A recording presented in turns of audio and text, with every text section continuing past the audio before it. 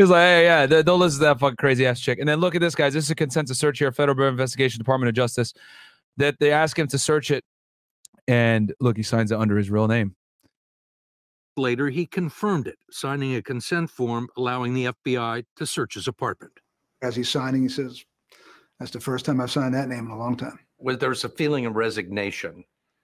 I don't think he had it. I did ask him, I said, hey, Whitey, I said, aren't you relieved that you don't have to look over your shoulder anymore and it's come to an end? And he said, are you nuts? You know, it's kind of funny too, guys, because I'll tell you this from my personal experience. A lot of times when you catch someone and they finally get arrested and you're driving them back to the jail and it's like a late night, they'll just knock out and go to sleep.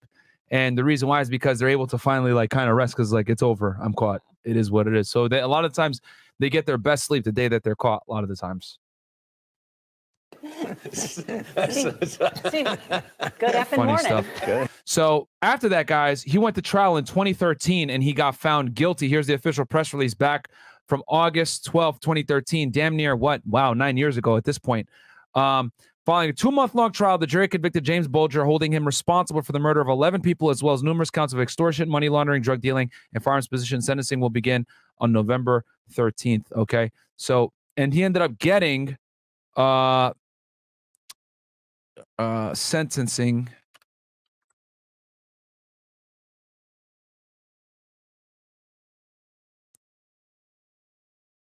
I know he got like a couple of life sentences, if I'm not mistaken, guys. Well, because they got him on like what, 19 charges for murder. Yeah, they had him. Well, here's the charges right here. So here's his actual. This is like the docket, the case docket here. Kevin Weeks, right? They had him there. He got a bunch of time off because he cooperated. Kevin P. O'Neill, right? Here's look at all these goddamn charges. There's Stephen Fleming, right? And then James Bulger is going to be here somewhere. Michael Fleming, and then James Bulger is right. Where the hell was it? At the top, maybe. Kevin P. O'Neill, defendant, and then defendant 3. James Bulger. Here we go. Bam, right. And that's when he got found guilty. That's why it says terminated at 11/19/2013 because he got hit with the judgment. And the indictment I have here as well, guys. But let me go ahead and let's see if we could pull the judgment up here. Control F. And again, this is on Pacer.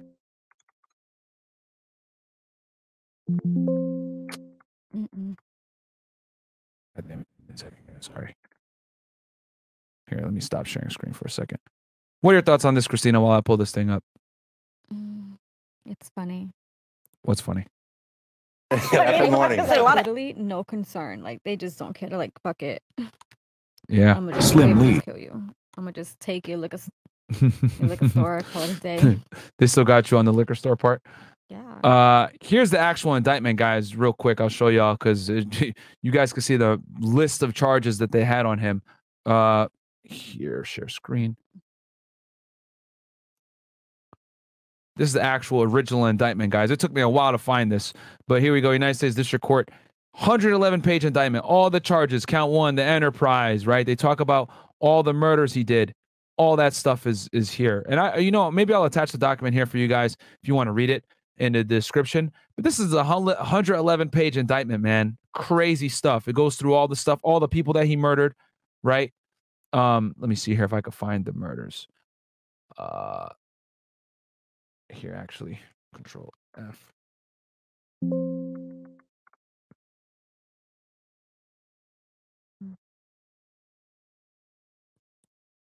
Okay, so the forfeiture allegations. Okay, and that's the end. So that's the stuff they took from him. Count 42. The guns, like they had, dude. This indictment, I read through it myself, guys. They have him on so much. They had him on so much stuff. They had an overwhelming amount of evidence on him and his co-conspirators. But let's see here. How much time did he end up getting? I know he got a couple of life sentences, but what ended up happening, guys, he actually got killed while in prison. Okay. It took him like in 2018 he got killed, guys, and he died a pretty gruesome death. And we're gonna go ahead and show you guys. And the 3 guys got indicted. People in Boston and beyond for years. Tonight, 3 men suspected of killing him are facing murder charges. And an author who interviewed one suspect behind bars tells WBZ this was prison justice. Bulger was killed at a federal prison in West Virginia nearly 4 years ago. 2 of the men now charged are accused of hitting him in the head several times. The suspects are Paul DiColigiero from Lowell. Oh, my bad, guys. Holy shit. I didn't even. Christina, pay attention, man. I didn't even see that I had a. I was watching yours, honestly. You gotta watch yours, man. Stupid. My bad, guys. Let me go ahead and share a screen with y'all real fast. My bad. I was really just carrying it. So this is 3 guys that were indicted. He got killed, guys. I think October 30th of 2018. Man, they beat him with a sock. Really, they said that they beat him so bad that his face was unrecognizable after the 3 guys that killed him while he was in prison, serving his sentence. They took Famous 7 mobster minutes. Whitey Bulger terrorized people in Boston and beyond for years. Tonight, 3 men suspected of killing him are facing murder charges. And an author who interviewed one suspect behind bars tells WBZ this was prison justice. Bulger was killed at a federal prison in West Virginia nearly 4 years ago. 2 of the men now charged are accused of hitting him in the head several times. The suspects are Paul DiColigiero from Lowell and mob enforcer Freddie Gias from West Springfield. A third, Sean McKinnon, is accused of lying to investigators. All were inmates at the time of the murder. Freddie Gias was an old school gangster, and he lived by the code that you don't, quote unquote, rat on your friends. Author Casey Sherman interviewed Gias for his book, Hunting Whitey. He says Bulger never should have been transferred to the prison where he was killed because Bulger was a known FBI informant. Yeah, that's crazy that they put him in Gen Pop like that.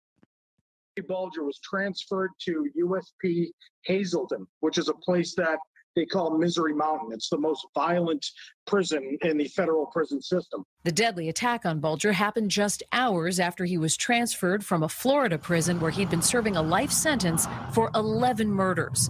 WBZ interviewed a He got charged with 19 but convicted of 11. juror on the Bulger trial and spoke with her shortly after he was killed. He's 89 years old. Why wasn't he moved to the medical facility? And why didn't anybody notice the commotion? Bulger was on the FBI's most wanted list for years before police arrested him in Southern California in 2011.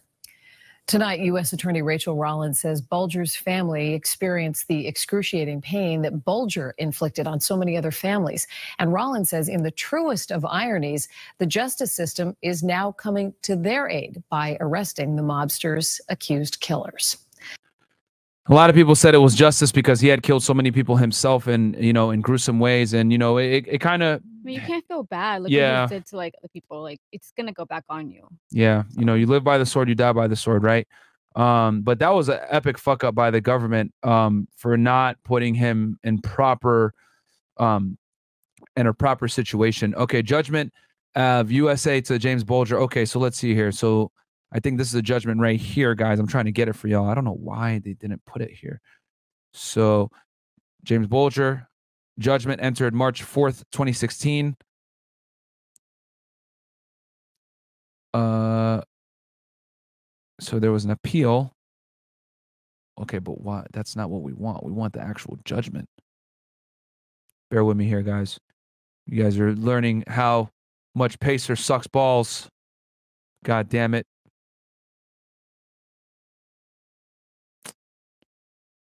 Okay, so this is what we want. This case right here, run the query.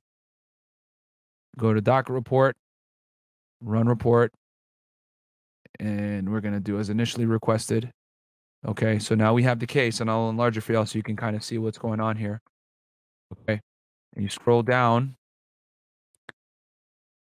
You guys can see but this was a long case, so there was a lot of stuff. Let me put down here faster. Judgment's going to be down here. You want to look for judgment. So here's judgment, opinion.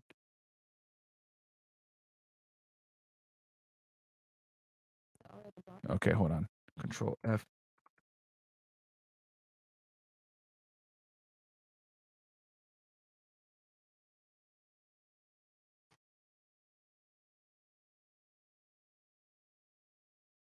Doing it through Control F. All the way down here because we're still in 2013. Okay, 2013. I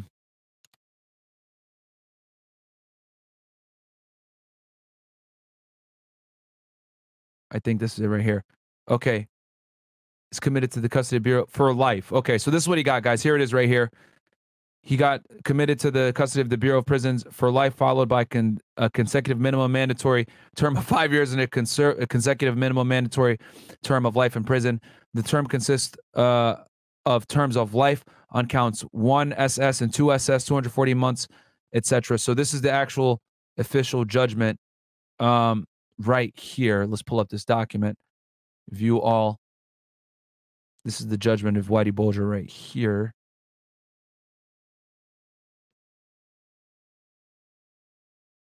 They'll let me view it, God damn it. Come on. It's acting up. Yeah, it's acting slow. Bear with me, guys, here. This is this 37-page judgment, which actually isn't very common. All right, so this is what a judgment looks like, guys.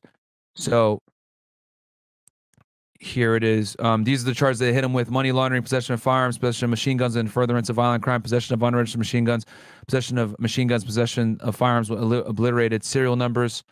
Okay, so he got the defendant is hereby committed to the custody of the U.S. BOP in prison for a total term of life, followed by a consecutive minimum mandatory term of 5 years and a consecutive minimum mandatory term of life. This term consists of terms of life on counts 1 SS and 2 SS, 240 months. So yeah, this is what they got him on: racketeering, conspiracy, racketeering, extortion, conspiracy, money laundering, and here it is, James Bulger. This is the official judgment here, guys.